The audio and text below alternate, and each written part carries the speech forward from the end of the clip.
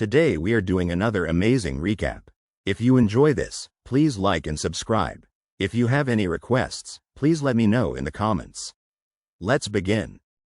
This novel starts with the scene where the main character is abandoned by his family. The pink-haired girl cries in distress. "I did my best for Nullaberga. I've always come here for my family. You are no longer my daughter." The white-haired man declared. "You tried to assassinate a pro-Araba. You are a criminal." The pink-haired girl kneels before her father. We learn that Countess Adelbor was a girl thirsty for love. If you want to be loved by your family, to make you stand out, hiding your charms, contempt from one's fiancé. I've put up with it all. The young girl in the white dress thought sadly. She has been abused and rejected by her family. But Adela, who was crushed by that heart, eventually. I closed the door of my heart and fell into the darkness. She went into dark black magic and was eventually executed. However, she gets reincarnated as the main character of a novel she read in her previous life. The woman with long pink hair admired her reflection in the ornate golden mirror. She slams her head against the wall, which causes the memories of her past life to flow in her mind. Her eyes wide with shock, the pink-haired woman seemed to be reliving a painful memory. "I fainted like that," she thought, her breath catching in her throat. "I'm the one who got hurt. There's no one to look after me. That's like Adela." "Gosh," she sighed, sinking onto the edge of the bed, her pink hair cascading down her back. "You're up, miss." "I can't believe I hit my head against a wall at 13 years old." The blonde woman muttered, her annoyance evident. "You're also very stupid." A blonde woman in a maid's outfit stood in the doorway, a disapproving frown on her face as she pointed a finger at someone unseen. "Aren't you ashamed of your last name, Laver?" The words hung in the air, leaving the pink-haired woman blushing and confused. "The name of this maid is Panza," the blonde maid declared, her gaze steady and confident. "I'm not responding back, so I'll be in high spirits. You must be a very scary man who bothers me all the time." But even as she spoke, a flicker of uncertainty crossed her features. Until now, the memory of living as Adela has not disappeared. A man with long white hair sadly watches the two women in front of him walk away into the snowy distance. "I don't feel like I want to be loved by them anymore. Oh, by the way, I brought lunch," the blonde maid chirped, a cheerful smile on her face as she held out a plate laden with food. "This is enough for you, isn't it?" The pink-haired woman eyed the plate of food, a cruel and calculating glint in her eyes. Or maybe, she thought, a sinister plan forming in her mind. The incompetent spirituality of the Laver family, the maid thought with a smirk, her finger tapping against her lips. .com. "You didn't think I could eat the same meal as others, did you?" The pink-haired woman glared at the food, her disgust palpable. .com. "That's enough," the blonde maid soothed, her hand resting gently on the pink-haired woman's shoulder. "If you're destined to be executed, even if you stick with it." The blonde maid watched with growing concern as the pink-haired woman sat silently on the bed. "Lady, you haven't said anything for a while. If you answer every single word." The pink-haired woman hissed, a sinister blue aura enveloping her as the blonde maid watched in alarm. A blood-curdling scream pierced the air, echoing down the hallway from behind the closed door. "Lord!" the terrified maid cried, rushing towards the white-haired man, who stood calmly in the hallway, a knowing smirk playing on his lips. "What's this noise? What is happening?" the white-haired man asked, his brow furrowed in confusion as the maid gaped at him in shock. "Lady Adela is running wild," the brown-haired maid exclaimed, her face etched with worry. "Don't tell me I told the Lord who's serving me to eat." One maid hissed, her expression defiant. "You won't say you can't eat it, right?"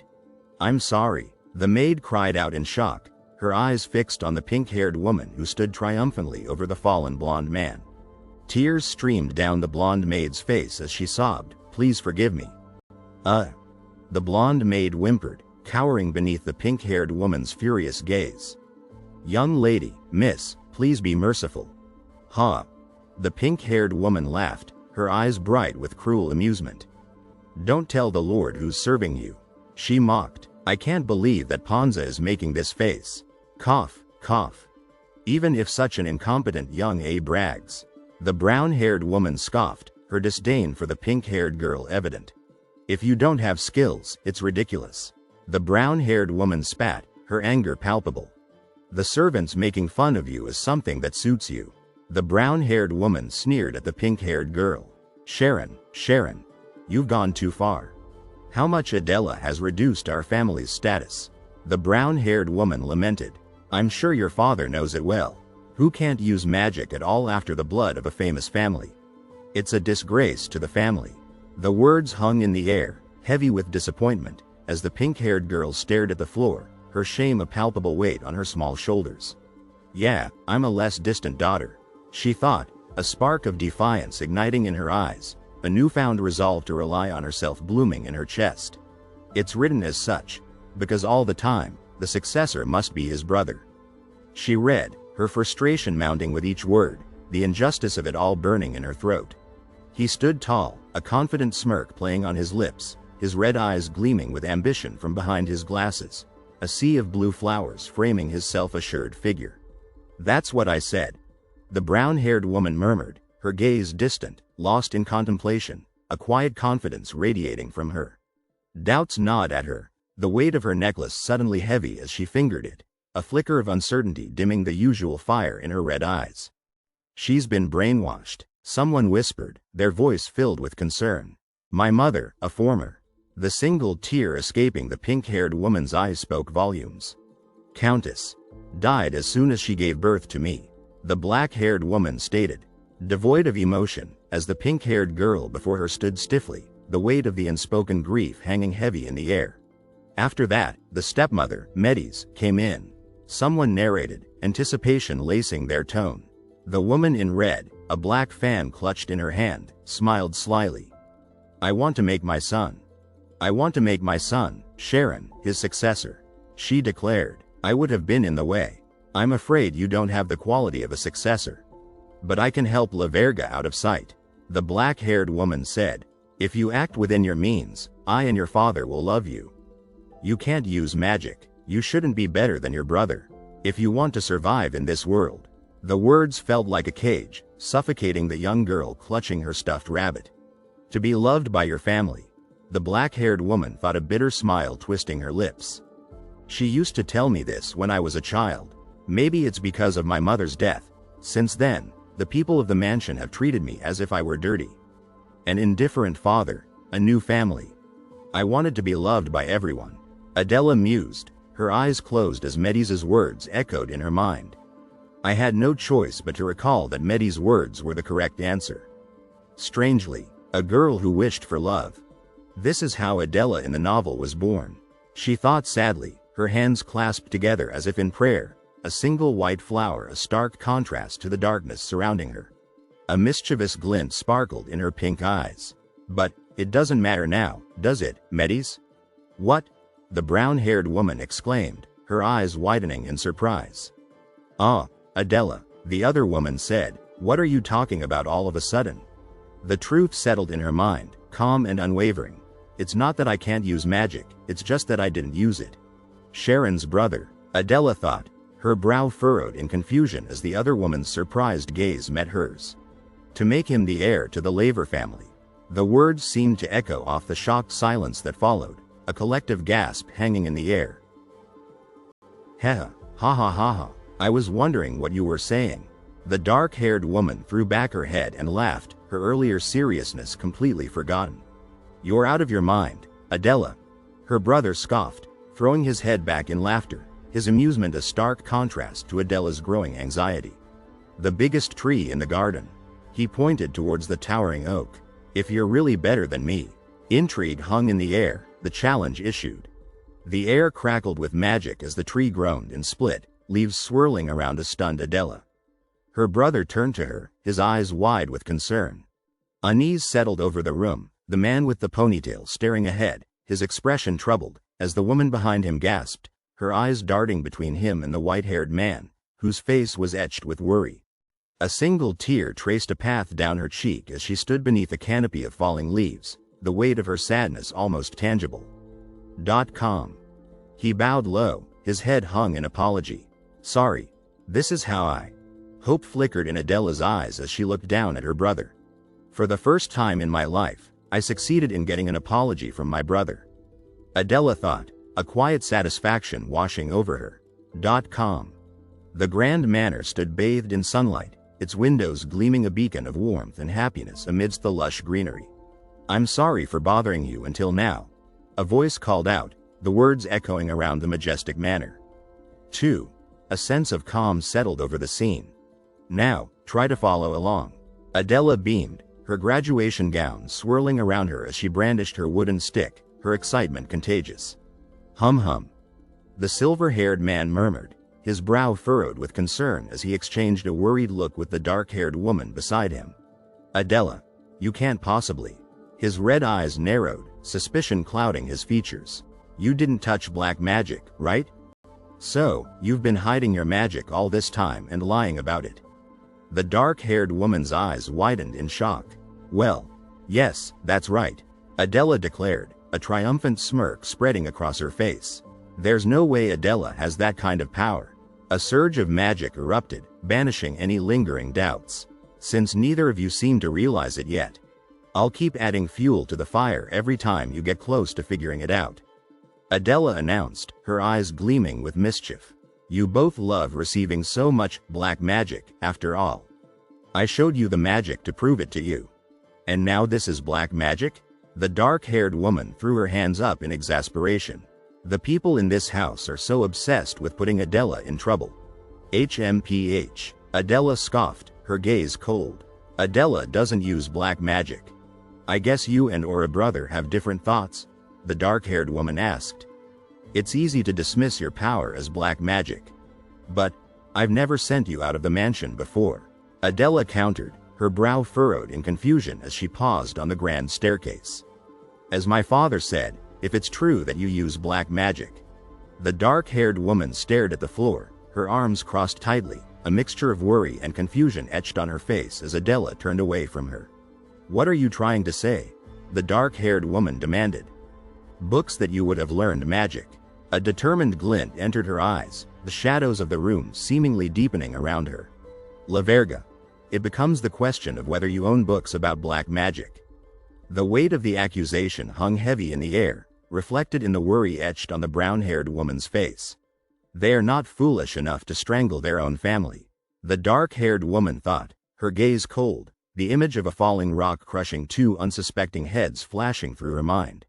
Confusion reigned as Adela's eyes widened in shock, her gaze clashing with her brother's, his frustration evident in the set of his jaw, the opulent surroundings doing little to ease the tension. "Brother," Adela cried out. "Hi, don't be," Adela whispered, her arms tightening around her brother's surprised form, her joy palpable. "It's okay," the brown-haired man boomed, his earlier shock replaced by a wide, reassuring grin. "I have only the best prosperity of the House of Labor. I'm most happy now," Adela declared, her face radiant with joy as a hand gently ruffled her hair. "Adela, yours. After all, after you hit your head, you became weird, right?" Adela says. A voice echoed through the grand hall, drawing attention to the top of the opulent staircase, the sparkling chandelier a beacon of light. "Seeing that, you have a place to eat," the black-haired man observed, his gaze fixed on the women before him. "I hid my strength because my mother told me to do it," the black-haired woman confessed. "Mother, why did you do that?" Adela whispered, her brow furrowed in confusion. "It's all for you, you," the black-haired woman cried, her eyes shining with a manic joy, her arms outstretched as if she were bestowing a precious gift. "Attila is just a hindrance," the black-haired woman spat. "Look, now you could be the next Gajil. Isn't this the fruit of my efforts?" Sharon, a mischievous grin spread across the black-haired woman's face, her red eyes gleaming with anticipation. "If you're a mother, you can understand how your mom feels," she pleaded, her arms outstretched. Adela gasped, her eyes widening in alarm as a powerful force erupted before her, the black-haired woman's hand outstretched, her expression a mask of fierce determination.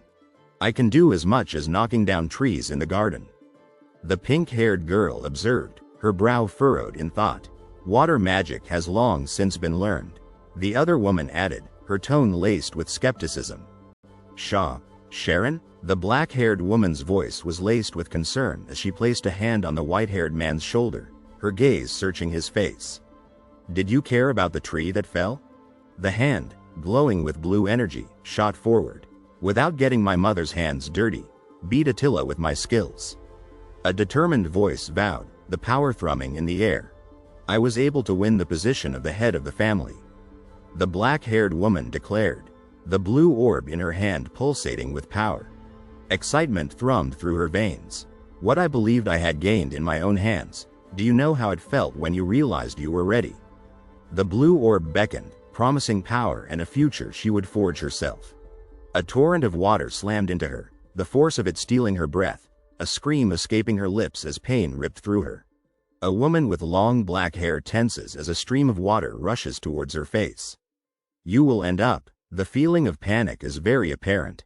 The woman's face contorts in anger, her eyes blazing red as she yells, you didn't believe in my ability. This picture conveys feelings of anger and resentment. Eyes sparkling, the woman with long pink hair exclaims, my brother. She is expressing joy and excitement.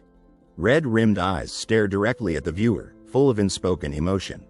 The man in the black suit looks confused at the woman with purple hair, while she worries, looking towards the viewer. I think Medi's fainted from shock, she says, concern etched on her face as the woman with pink hair stands behind them. The room, decorated in light brown and gray, buzzes with shock and surprise. Adela, the woman with purple hair whispers, her eyes closed as she stands over a bed where another woman with black hair lays. I'm so sorry. Regret and remorse fill her voice. Sadness and remorse cloud the face of the woman with purple hair as she looks towards the viewer. The woman with long pink hair beams, her smile a stark contrast to the stern expression of the man with black hair standing next to her. Even if you're actually disobeying me, he says, his arms crossed as she expresses excitement. The man with black hair nervously confesses, I'm really shy about your fiancé and the Duke Beige. As the woman with pink hair looks at him with worry, in the background, a man with white hair stands, observing the scene. Beige. The woman with pink hair gasps, her eyes wide with shock. Duke. She breathes, her face a picture of surprise. Oh, my, appears in black text against a light blue background, conveying shock and surprise. The young woman with pink hair grabs her head in shock, her face a mask of surprise. Be right. A young woman with pink hair gasps, her eyes wide with shock as she clutches her head. The young man with light blue hair scowls, an air of disgust and anger surrounding him. Do you think Count Bowie's incompetent daughter can breathe the same air I do? The text above him reads. When I was 13 years old. It continues, one of the most ruined characters of all. Arrogance practically radiates off the young man with light blue hair as he smiles, holding a blue flower. All you have to do is bow wretchedly underneath me. The text proclaims, yellow caution tape reading. Caution keep out, framing the scene. He was engaged to the Duke's barreled beige. It adds below. Distress clouds the face of the young woman with pink hair in the top panel as she clutches her head. Below, a woman with gray hair observes her with an unreadable expression. Adela, where are you going? The young woman with pink hair clutches her head, worry etched on her face as a man with gray hair stands beside her. I hate to be involved with a guy like that, she declares, I'll break up my marriage and come back. Determination rings in her voice. I'm going to discuss it myself. The young woman with pink hair looks up, determination burning in her eyes. Shock and anger contort the face of the young woman with pink hair as she yells, her mouth open wide. Blue Korean text flashes against a white background, a palpable feeling of shock and surprise emanating from the image. The man with white hair presses a hand to his forehead, his face creased with frustration and concern, while the other man, dressed in a blue shirt and red scarf, crosses his arms and looks down. Please send me out from here. A fist slams against the ornate door, the owner's frustration and anger radiating outwards. I'm sorry, Adela. The man with white hair sighs, his shoulders slumping in defeat. I can't send you to the big dukes. You know it well. The woman with pink hair points a finger, her stance radiating determination and confidence. If I send you now, it seems like it'll blow away the engagement with magic. The man with white hair looks up, his brow furrowed in confusion. Why do you hate him so much? He asks, perplexed. You've never met his second son. You've never met him, have you? I know. The woman with pink hair smiles smugly, a look of satisfaction on her face. You got me engaged to Barad Beeg only to get rid of a nuisance. A condescending smirk plays on the lips of the man with pink eyes and dark clothing. The young man with blue hair stares thoughtfully into the distance, a melancholic air about him. Born as the second son of a prestigious knight family, but had no talent in swordsmanship. Even so, he didn't train once, a man who wanders around outside in broad daylight. That was a man named Barnard. The woman with pink hair fans herself gracefully, a delighted smile on her face. The troublemaker of the Beeg family and the incompetent prince of the Laver family. Ah, how well matched they are, what a laugh. Stop it. The woman with pink hair and wide eyes throws out a hand, her face a mixture of shock and anger. Adela. Give up. The blonde-haired character sighs, worry etched on her face. Please don't say that, the other woman with pink hair pleads. I'm really sorry, Adela. The person says, their voice laced with regret. Let's talk again after you calm down a bit, maybe over a meal. The woman with pink hair lies on the tiled floor, a deep sadness washing over her.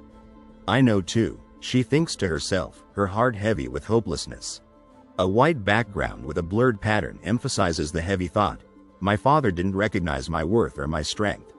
But just because he apologizes now, the thought begins against the white background. It won't change the fact that you are a cold-hearted person who changes attitude according to usefulness. Anger and resentment simmer in the unspoken words. Sadness and regret weigh heavily on the young woman with pink hair as she lies on the cold tile floor, her eyes fixed on the ceiling. A single, red-rimmed eye peeks through the window, reflecting the sadness and disappointment of its owner. The woman with pink hair sits on the floor, her eyebrows shooting up in surprise. He. The young woman with pink hair giggles mischievously, glancing down at something off-screen. Even my father is clumsy. If you can't go out through the door, just escape through the window. Someone urges, their voice laced with excitement. Then let's act right away. The woman with long pink hair beams, her eyes closed as she raises a hand excitedly. The woman with pink hair stares at something unseen, a thought bubble above her head betraying her concern. Is it too high?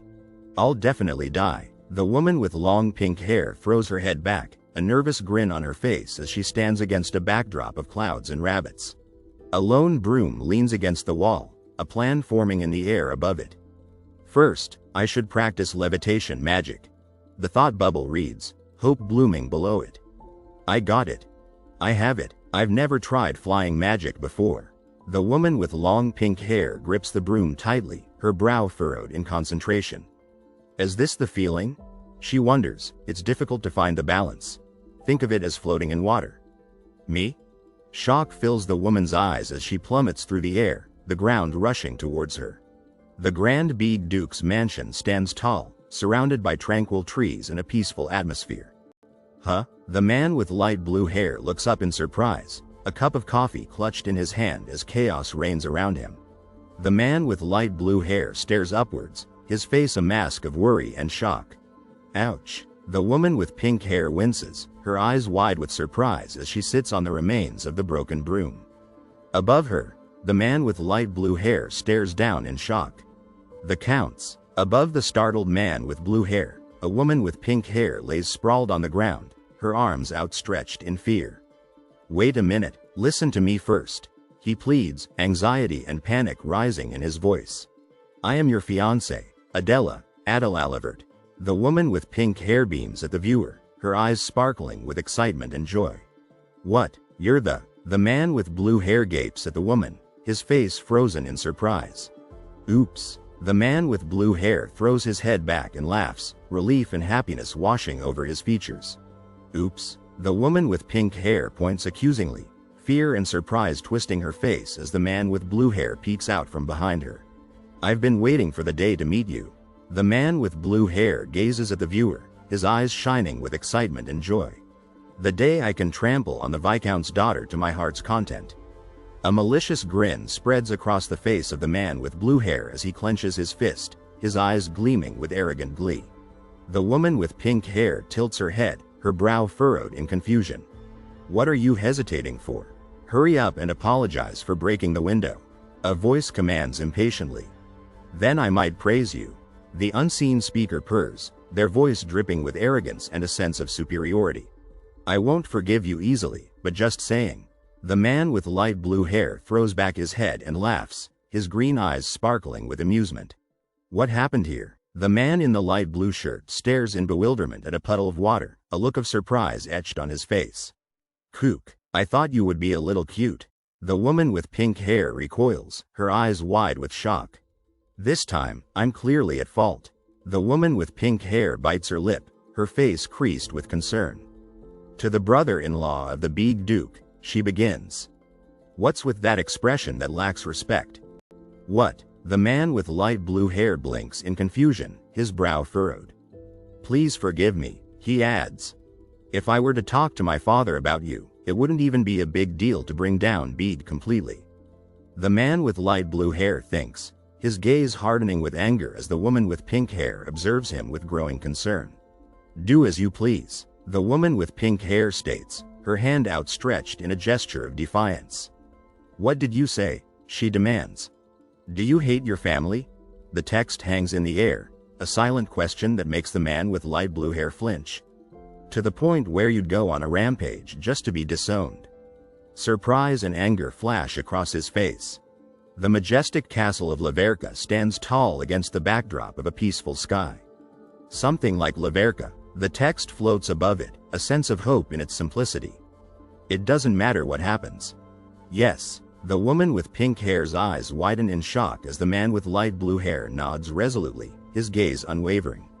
The young woman with pink hair sighs quietly, her eyes closed as she processes his words. I see, she murmurs, a hint of sadness in her voice. So you were also being excluded by your family. Maybe people who are rejected can do something together. The young man with white hair scowls, looking down at his hands. Don't talk to me, he snaps. I feel uncomfortable just seeing your face. Don't try to climb on the Count's incompetent lady. You shouldn't be here in the first place. The young man with blue hair sighs, his brow furrowed with concern as he looks down at the young woman with pink hair lying on the bed. I'm sorry, he adds. Compared to that, just being able to talk is probably better. What are you doing lying on the bed? It's exhausting to use magic. The young woman with pink hair sighs, burying her face in her hands. Are you sure you're a noble? Your behavior is. I don't want to hear that from someone who doesn't even train in swordsmanship. The words repeat, echoing the speaker's frustration. I'll tell you what's on my mind. You're stupid. The young man with blue hair throws over his shoulder, his back turned as he walks away, his anger palpable. Unlike you, I have no talent. The young woman with pink hair admits. That's why I've decided never to take up the sword again. A woman declares, her hand hovering over something small, her determination evident as two swords hang on the wall behind her. I've had enough of. The young man with blue hair mutters, his hand resting on the table, his face etched with annoyance. There stares. The young man with blue hair grits out the words, his eyes fixed on the young woman with pink hair as she holds a sword above her head, the point aimed downwards. And the air crackles with anger and hostility. Yet, the man with light blue hair stiffens, his eyes widening in shock. What? The man with light blue hair roars, his silver sword flashing as he lunges forward. In the foreground, the woman with pink hair watches in shock. The woman with pink hair throws her hands up in alarm. What are you doing? She cries, her face a mixture of shock and worry. Well, let's show them a good time. The woman with pink hair brandishes a sword, her face etched with shock and worry as she locks eyes with the viewer. Below her, the man with light blue hair shouts in alarm. No, not for me. Not to me. The man with light blue hair stares in disbelief, his face pale with shock. You can't even take down one of the young noblewomen here? That's not something to be taken lightly. The man with light blue hair murmurs, his expression grim as he stares at the scene unfolding before him. Don't ignore it. The woman with pink hair grins playfully, brandishing two swords as the man with light blue hair watches in bewildered amusement. I'll gladly give in to provocation. I'll give in to your provocations. The man with light blue hair charges forward, his sword raised, determination etched on his face. Ah, wait, the man with light blue hair cries out in alarm, his eyes widening as he stumbles back. What are you doing this time? You've lost. The man with light blue hair stares at his sword in disbelief, his face a mask of shock. Your arm, the man with light blue hair says, her face creased with pain and fear. It fell off. The young man with short purple hair stares in disbelief at the sight before him, his eyes wide with shock. How dare you make such a big fuss and then destroy yourself, to support us? Disdain drips from the words hanging in the air above the castle rooftop. This is a bit like this in my country too, the man with blue hair says awkwardly. Behind him, the woman with pink hair cringes. Ah, it hurts, and I'm embarrassed. She groans, wishing for a hole to swallow her. I want to hide in a rat hole somewhere. It would be much better to be harassed by a maid. The man with blue hair complains, his face a mask of annoyance. The woman with pink hair, however, can't help but be amused by the situation. Ah ha ha. Rather than suffer this kind of humiliation, I would rather die, she whispers mischievously. What are you doing now? Killing yourself in someone else's mansion? Disgust and anger permeate the words. Do not be ridiculous. Kill it. Please kill me. The words scrawled across the image scream despair and sorrow. Oh really? The man with blue hair throws his head back in exasperation, his face a mask of annoyance. That's it, that's done. Yes, you. The man with blue hair glares down at the woman with pink hair, who shrinks away from him, her eyes squeezed shut. Why did you provoke me like that when you had no hope of winning? He demands. I don't know either. The woman with pink hair jumps, startled. What? Yes, that's right, she continues. The reason I came here was to break the engagement contract. The man with blue hair stands with his back to the viewer, a serious expression etched on his face. But the sight of Berard talking about his family is like. The woman with pink hair stares down at her hand, a wave of disappointment washing over her. If it were Berard Drum in the novel, they would never have given me treatment like this. The reason he became a crooked person in the future. With his back turned, the man hangs his head low, his sadness evident. Unlike my brother, I don't have any talent. A heavy silence hangs in the air, filled only with unspoken questions. Just like me, because I was despised by my family. The woman with pink hair looks up in surprise as a hand gently touches her shoulder. Hey. Chin, she shouts, her face a mask of shock. The man in the blue shirt and vest recoils in surprise. Why are you screaming? The woman with pink hair lies peacefully on the floor, a serene smile gracing her lips. Treatment is over. The woman with pink hair, her expression laced with concern, mouths a silent, thanks underscore. Go back quickly. Only her eye is visible, but the woman's serious expression speaks volumes. When I talked about my brother, the only one who asked back. The words hang in the air, heavy with meaning. But I see reality more than you. Next time we meet. The man in the opulent blue and purple outfit glares down. Don't ever talk about the sword in front of me again. Bye. The young woman with pink hair calls out, a surprised expression etched on her face as she stands in the grand palace. A red blur streaks across the image, a visual representation of sheer speed. Barreled. Tomorrow, and the day after tomorrow too. The young woman with pink hair calls after the gray-haired man, her pink eyes wide with determination. I will come here every day. Her voice ringing with newfound confidence, the young woman in the white dress makes a bold request. Teach me the sword. Disbelief and anger color the man's features as he stares down at the young woman. What, didn't you hear what I said until now? Mr. Berard, I am. The young woman begins. I was planning to ask Berard to break off the engagement. Below her, the man's voice is sharp. What? Doubt creeps in, casting a shadow over her resolve. However, even if I ask the current barrels to break the engagement, for some reason, I feel like I will regret it forever. So I changed my mind.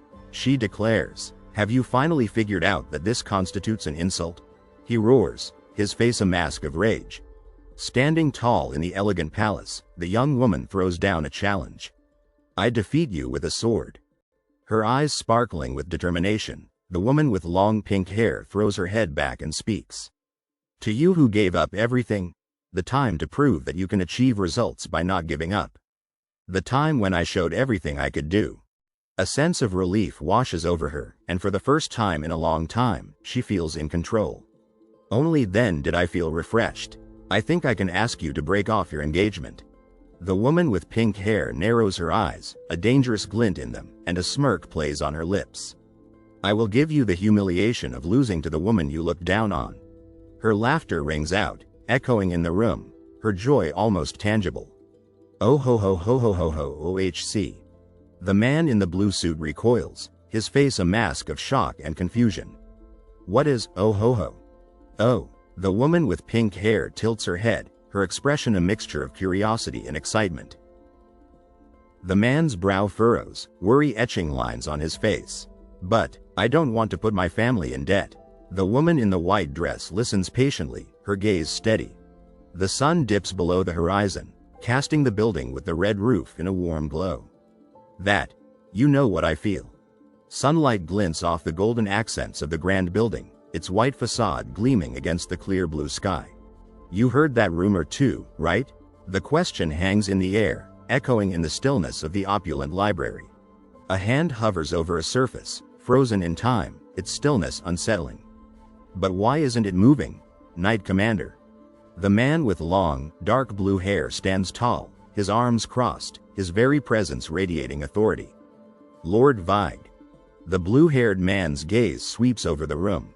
Outsiders, be quiet. Former Knight Commander Griggs, now you are. Head bowed, the pink-haired man stands before the bookshelf, his shoulders slumped with sadness. Just a lower-class person from the slums. The air crackles with tension as the three men stare at the words, their faces contorted in anger and disgust. If you understand, go back to the garbage dump like a lower-class person. Fuck it. The blue-haired man lunges, his finger outstretched, just as the man with brown hair lashes out with his foot. The pink-haired man winces, his face etched with concern and pain. Shin. A new resolve fills the air, the words a call to action. If you don't move, I'll do it myself. We can't allow the knights to become corrupt again. The blue-haired man crumples to the ground, his hands braced against the wall, his eyes wide with shock and disbelief. Tisk, I can't communicate with nobles. The pink-haired man mutters under his breath, his shoulders slumped in frustration as he walks away. The red-haired man chews on his lip, his brow furrowed with worry. If I go now, I'll be kicked out by the knights. He taps his finger to his forehead, a thoughtful expression on his face. Attract a lucky nobleman as an ally. His eyes widen in horror as the red-haired man takes in the sight before him, his sword shattered into 1,000 pieces.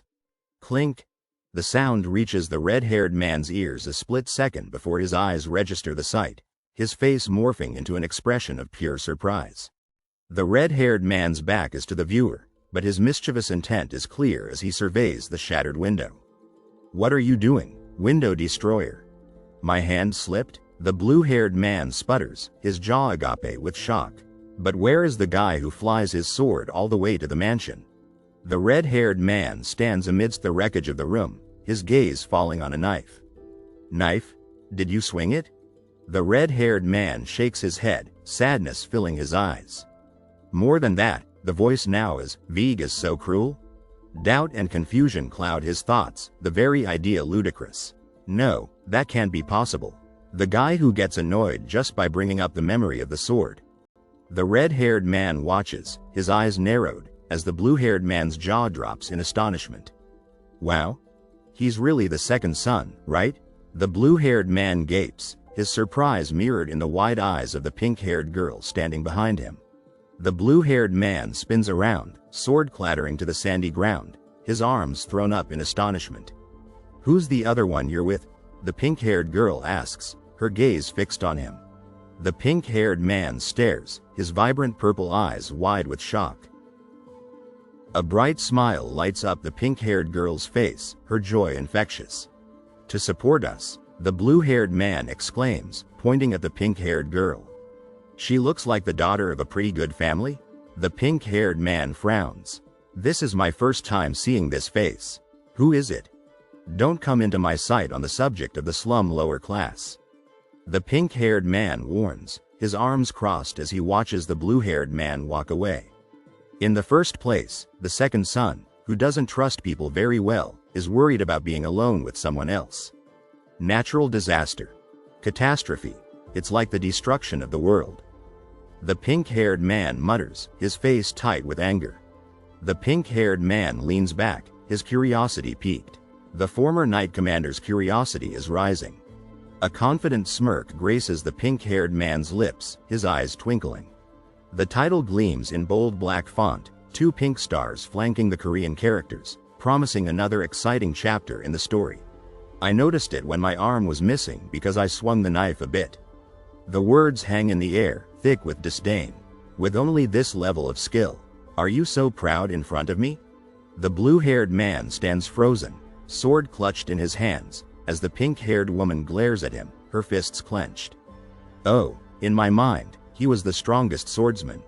What's going on in your head? The pink-haired woman demands, tears streaming down her face as she confronts the blue-haired man.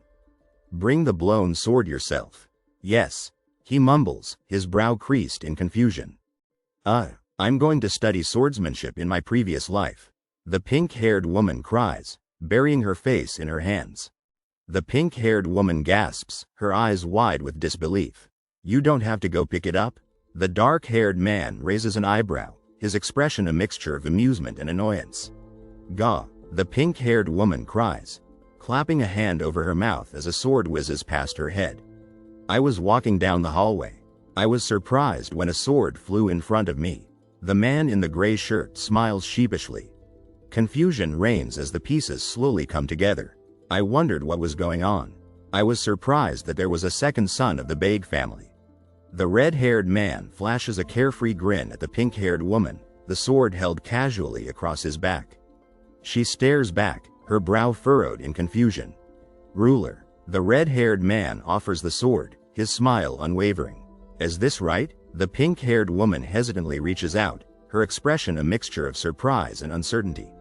Thank you. The red-haired man beams, his gaze fixed on the pink-haired woman. Excuse me. Behind him, the blue-haired man glowers. Perhaps you, he growls. The woman with pink hair stares, her mouth agape in stunned recognition. You are Griggs? Mr. Griggs? The pink-haired man leans back, his purple eyes sparkling with amusement, a knowing smirk playing on his lips. You are here, the blue-haired man murmurs, his brow furrowed with concern. Obviously, the leader of the knights of this kingdom. In the novel, only the name of the election appears. Beside him, the pink-haired woman's eyes widen in alarm. The fact that you are here. The blue-haired man begins, his gaze searching the woman's face. Did you come to see Rod? The woman with pink hair looks back at him, her surprise evident. The story is progressing quickly. The pink-haired man muses, a mischievous glint in his eye. Come to think of it, you too. Embezzlement of Night Order funds. Repetitive violence against civilians. The blue-haired man's voice trembles with shock. The pink-haired woman avoids his gaze, her cheeks flushing with shame, resulting in even the members being accused. I was expelled from the Night Order. The blue-haired man hangs his head, the weight of his past sins heavy on his shoulders. On the subject of Rodenwald's shame. Grasp, fingers tighten around the hilt of the silver sword, the grip resolute. I'm so excited to appear in front of you. The blue-haired man charges, his face a mask of grim determination, the silver sword gleaming. The pink-haired man shrinks back, fear contorting his features. Borrowed, the pink-haired woman cries out, her eyes wide with terror, her feet scrambling for purchase as she runs. The hand flashes out, 2 fingers gripping the knife, the motion a blur against the black backdrop. Cut. With your bare hands. The pink-haired girl gapes up at the blue-haired boy, her eyes wide with disbelief. He smiles down at her, unfazed. Sorry, but that's 2 people. Oops. The blue-haired boy stammers, his eyes widening as he finds himself holding the pink-haired boy's sword. Well, the wife from the slums has no explanation, the pink-haired boy declares, his face a mask of mock despair. I don't think the precious people will listen to me. But your brother, he warmly promised that if The blue-haired boy's voice is filled with concern as he rests his arm on the pink-haired boy's shoulder. I join the knights, he will spare my life. The pink-haired boy swings the sword, his face a mixture of desperation and anger. The blue-haired boy watches, his expression unreadable.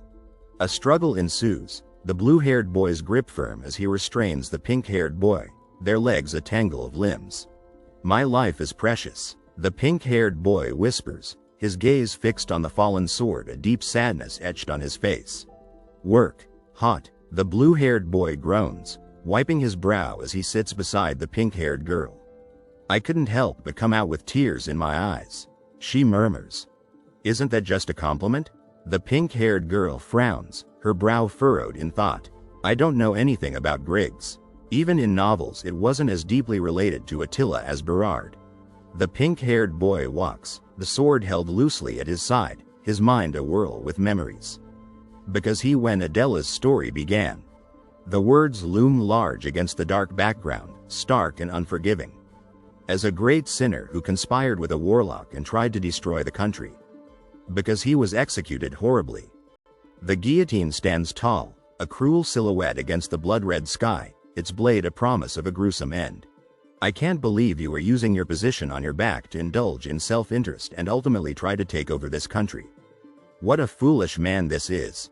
The pink-haired girl spits the words, her fists clenched tight in prayer, her anger palpable. I'm sure Alda. A wave of despair washes over her, the words echoing her thoughts.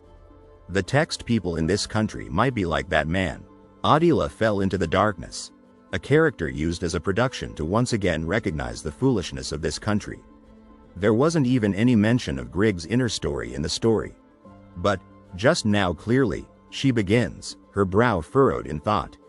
They said it was because of a false accusation that got them expelled from the Knights Templar. The two swords lie forgotten, their weight insignificant compared to the questions swirling in the air. When I only thought about the image in the story, I thought he was a vicious person, but, so who is this beautiful lady that the second son is looking after? The pink-haired man's grip tightens around the woman's hand, his expression unwavering despite the young blue-haired boy's furious glare. My fiancé, the blue-haired boy growls, his fist clenched so tight his knuckles turn white. Don't touch it with dirty hands. Hey, fiancé? The word hangs in the air, thick with disbelief, as the blue-haired boy stares at the couple, his eyes wide with shock. The pink-haired girl smiles apologetically. Sorry for the delay in introducing Adela Laver. The man with pink hair turns to the smiling woman in the grand room, shocked. The Laver family? He exclaims, eyes wide with surprise. If it's the Laver, then, you're a magician, she says, a playful smile gracing her lips. The Laver family? The man with pink hair repeats, his eyes wide with disbelief and confusion. If it's the Laver, then, you're a magician, echoes in the air, leaving a sense of intrigue and excitement hanging in the balance. In the peaceful garden setting, the red-haired man stammers, hey, there are so many things I want to ask. It's surprising that the second son is with someone else. It's surprising that the second son is with someone else. That person is your fiancé and they're even having a normal conversation? His words are met with a shocked expression from the blue-haired man before him. The blue-haired woman raises an eyebrow, a confused look on her face. Are you being sarcastic? She questions, taken aback. Moreover, the wizard also practiced dwarf swordsmanship. What's all the fuss about? The woman with pink hair flashes a bright smile as she walks confidently away from the shocked blue-haired man, the red-haired man trailing behind her, his expression serious. The blue-haired man takes a step towards the departing woman, hand outstretched, his expression a mix of confusion and curiosity. Huh? Why are you acting like this all of a sudden? He calls after her, the red-haired man looking down curiously at the woman's feet. The pink-haired man paces anxiously in the white room, a worried expression etched on his face. The rude bastard who kicked my leg, he mutters, consumed by thoughts of revenge for his injury. The light blue-haired man stares in disbelief, surprised by the sight before him. The stupid younger brother in our family. Finally, is that your fiancé? He questions, his words echoing in the light blue room. The man with long blue hair, his black and blue coat billowing slightly in the breeze, stands before the imposing building, a palpable sense of anxiety washing over him. His hands clenched into white-knuckled fists, the man in the purple and blue robe strides away from the building, his back tensed with worry and fear. The woman with pink hair stares at the viewer, her eyes wide with surprise. She gasps, her expression a mixture of shock and disbelief. "I see," the pink-haired woman murmurs sadly, her gaze downcast. "That person is the cause of the barrel being crooked," she concludes, a sense of foreboding washing over her. "Current commander of the Odenwald Knights, Rodbake," the blue-haired man whispers, his eyes wide with surprise as he turns away. "All three. Are you?" He trails off, his expression a mixture of shock and disbelief. "Injured?" a voice asks from behind the pink-haired woman. "Hey," she replies with a smile, glancing over her shoulder at the red-haired man who covers his face with his hand.